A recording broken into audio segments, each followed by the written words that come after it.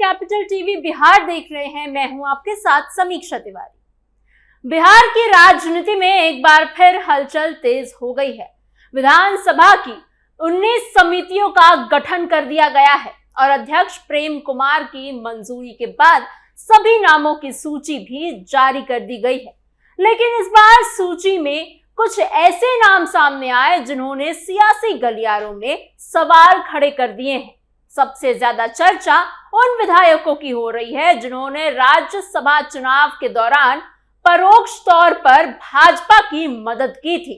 क्या ये सिर्फ एक संयोग है या इसके पीछे कोई बड़ा राजनीतिक संदेश छिपा है?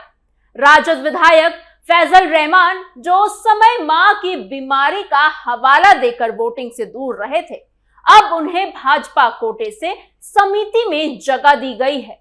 क्या ये इनाम है या रणनीति का हिस्सा? क्या है पूरी खबर, बताते हैं आपको स्पेशल स्टोरी में। आरजेडी विधायक को बीजेपी कोटे से मिला पद, क्या गैर हाजिरी का मिला इनाम? बिहार विधानसभा की अधिसूचना आने के बाद ढाका सीट से राजद के विधायक फैजल रहमान को गैर सरकारी विधेयक और संकल्प समिति का चेयरमैन बना दिया गया है। ये पद बहुत महत्वपूर्ण माना जाता है क्योंकि यहाँ आम सदस्यों द्वारा लाए गए बिलों और प्रस्तावों पर विस्तार से बातचीत की जाती है। सूत्र बता रहे हैं कि ये कुर्सी भाजपा के कोटे से उन्हें दी गई है। उसी समय कांग्रेस के विधायक मनोहर प्रसाद सिंह को डेलीगेटेड लेजिस्लेशन कमेटी का चेयरमैन बनाया गया है। मनोहर प्रसाद सिंह भी राज्यसभा चुनाव के वक्त वोटिंग से पूरी तरह दूर रहे थे। फैजल रहमान उस राज्यसभा चुनाव के दिन वोट डालने के लिए विधानसभा नहीं पहुंचे थे। पूरे दिन उनकी तलाश होती रही, लेकिन वो कहीं नजर नहीं आए। जब चुनाव की प्रक्रिया खत्म हो गई, तब फैजल रहमान ने अपनी सफाई देते हुए बताया कि वो सोमवार को पटना पहुंचे थे वोट डालने के मकसद से ही, मगर अचानक उनकी मां की तबीयत बहुत ज्यादा खराब हो गई।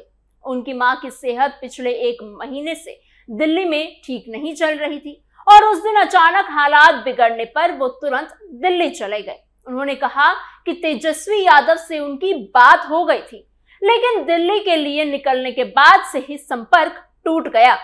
इस घटना को अब फैजल रहमान की कमेटी चेयरमैन वाली नई जिम्मेदारी से जोड़कर देखा जा रहा है। उनके विरोधी खुलकर कह रहे हैं कि राज्यसभा चुनाव में वोट ना डालने का ये इनाम उन्हें दिया गया है। एआईएमआईएम के नेता राणा रणजीत सिंह ने अपने फेसबुक पर लिखा कि गद्दारी का उपहार इतनी जल्दी मिल गया और सभापति पद मिलने पर बहुत बहुत मुबारकबाद। कई दूसरे नेताओं ने भी इस नियुक्ति को लेकर सवाल खड़े किए हैं। उन्होंने पूछा कि अगर मां की तबीयत सच में खराब थी तो फिर ये पद अनुपस्थिति रहने का पुरस्कार क्यों दिया गया? दूसरी ओर फैजल रहमान के समर्थक इस खबर से बहुत खुश नजर आए। जैसे ही जानकारी बाहर आई कि उनके घर पर समर्थक पहुंचने लगे, उन्होंने बुके देकर फैजल को बधाई दी। समर्थक कह रहे थे कि अब उनका नेता और भी बड़ी भूमिका निभाएगा और क्षेत्र के कामों में मदद करेगा। फैजल रहमान ने 2025 के विधानसभा चुनाव में पूर्वी चंपारण जिले की ढाका सीट से जीत हासिल की थी। उनकी जीत बहुत मामूली अंतर से ही हुई थी, सिर्फ 178 वोटों के फर्क से। भाजपा के प्रत्याशी पवन जायसवाल ने इस जीत को हाईकोर्ट में चुनौती भी दी थी और फर्जी वोटों के आधार पर चुनाव जीतने का आरोप लगाया था। फैजल रहमान सिर्फ 10वीं पास है और लगातार कोर्ट कचहरी के चक्कर लगा रहे हैं, जो उनकी परेशानी बढ़ा रहा है।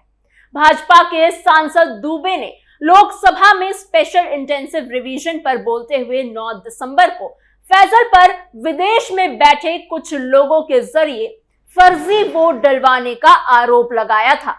राजनीति के जानकारों का मानना है कि अपनी विधायकी बचाने की उम्मीद में फैजल रहमान ने अपना पक्ष बदल लिया है। राज्यसभा चुनाव के दौरान महागठबंधन के चारों विधायक ने वोटिंग में हिस्सा नहीं लिया। इस वजह से कुल वोटों की संख्या 243 से घटकर 237 ही रह गई। अब एक सीट जीतने के लिए सिर्फ 40 वोट काफी थे। एनडीए के पास 202 विधायक थे, जिसकी वजह से उन्हें सभी 5 सीटें आसानी से मिल गई। तेजस्वी की चुप्पी पर सवाल, एक एमएलए पूरी राजनीति पर भारी। फैजल रहमान की इस नई नियुक्ति के बाद उनके नाम पर तरह तरह की बातें होने लगी। राज्यसभा चुनाव में उनकी गैर हाजिरी और एनडीए की बड़ी जीत के बाद कई लोग उम्मीद कर रहे थे कि तेजस्वी यादव फैजल के खिलाफ कोई सख्त कदम उठा सकते हैं या उठाने वाले हैं।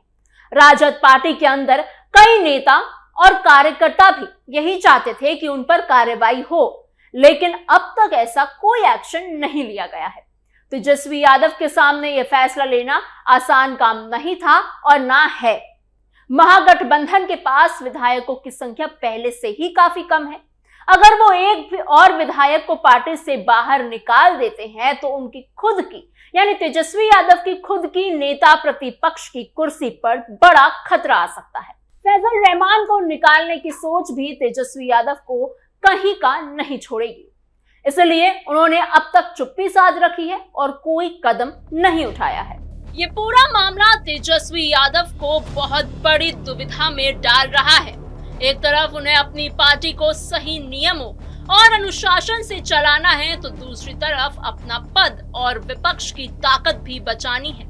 पार्टी के कार्यकर्ता इसी बात से नाराज जरूर है, लेकिन वो भी ये समझ रहे हैं कि राजनीति में संख्या कितनी अहम भूमिका निभाती है। अगर एक सदस्य भी कम हो जाए तो विपक्ष की आवाज विधानसभा में और भी कमजोर हो सकती है। इस घटना ने बिहार की राजनीति में ये बात साफ कर दी है कि गठबंधन के अंदर अनुशासन बनाए रखना कितना कठिन काम है। एनडीए इस तरह की कमजोरियों का पूरा फायदा उठा रहा है। वो विपक्ष के अंदर फूट डालकर अपनी स्थिति को और मजबूत बना रहा है। अगर संख्या का ये दबाव बना रहा तो फैजल रहमान जैसी घटनाएं भविष्य में भी दोहराई जा सकती हैं। तेजस्वी यादव को अब अपनी राजनीति को और ज्यादा बेहतर बनाना होगा। उन्हें अपने सभी विधायकों को संभालने के लिए मेहनत करनी पड़ेगी। समर्थकों का विश्वास बनाए रखना और पूरे गठबंधन की एकता को मजबूत रखना, दोनों ही उनके लिए अब एक बड़ी चुनौतियां बन गई हैं। विपक्षी दल के अंदर इस मुद्दे पर लगातार चर्चा हो रही है कि ऐसे मामलों में सख्ती दिखानी चाहिए, लेकिन साथ ही व्यवहारिक पहलू को भी नजरअंदाज नहीं किया जा सकता। बिहार की आम जनता इस पूरे मामले को बहुत ध्यान से देख रही है।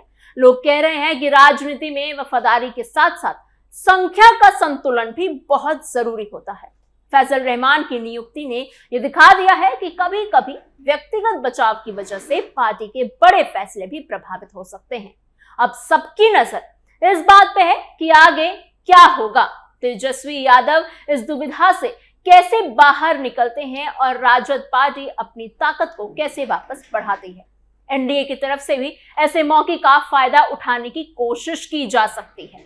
बिहार की राजनीति पुराने समय से ही अनोखे मोड़ लेती आई है और ये मामला भी थोड़ा उसी तरह का है। समर्थकों और विरोधियों के बीच बहस अभी भी जारी है। कुछ लोग कहते हैं कि फैजल रहमान ने अपने विधायक की बचाने के लिए जो किया वो ठीक था, क्योंकि सीट जाना उनके लिए बहुत बड़ा नुकसान होता। तेजस्वी यादव जैसे युवा और उभरते नेता के लिए ये एक अच्छा सबक भी है कि गठबंधन को लंबे समय तक मजबूत बनाए रखने के लिए हर विधायक की जिम्मेदारी को अच्छे से समझना पड़ता है। अगर सभी मिलकर एकजुट होकर चले तभी विपक्ष असरदार तरीके से काम कर सकता है। इस पूरी घटना से एक मुख्य बात सामने आती है कि बिहार विधानसभा में अलग अलग समितियों की नियुक्ति सिर्फ एक कामकाजी वजहों से नहीं, बल्कि संदेश या फिर मैं ये कहूं कि राजनीतिक संदेश देने के लिए भी की जाती है। फैजल रहमान को मिली कुर्सी ने कई सवालों को जन्म दिया है और साथ ही कई जवाब भी दिए हैं। अंत में ये कहना सही होगा कि राजनीति का पूरा खेल संख्या और सही रणनीति पर ही टिका रहता है। तेजस्वी यादव को अपनी पार्टी को बचाने और मजबूत करने के लिए सही रास्ता चुनना होगा। फैजल रहमान की ये नियुक्ति एक साफ उदाहरण बन गई है कि छोटी छोटी घटनाएं भी बड़े राजनीतिक फैसलों को कितना प्रभावित कर सकती है। इस घटना ने साबित कर दिया है कि नेता प्रतिपक्ष की कुर्सी को बचाना और पार्टी के अंदर अनुशासन बनाए रखना, दोनों काम एक साथ करना तो बिल्कुल आसान नहीं है। समय बीतने के साथ सब कुछ और साफ होता जाएगा, लेकिन अभी तेजस्वी यादव इस चुनौती से जूझते नजर आ रहे हैं और सही फैसले लेने की कोशिश कर रहे हैं। बिहार की राजनीति में ऐसे मामले अक्सर आते रहते हैं और हर बार वो नई चर्चा पैदा करते रहते हैं। आपको हमारी ये खबर कैसी लगी हमें कमेंट बॉक्स में अपने सोच विचार जरूर बताइएगा। ऐसी और खबरों के लिए बने रहिए कैपिटल टीवी बिहार के साथ।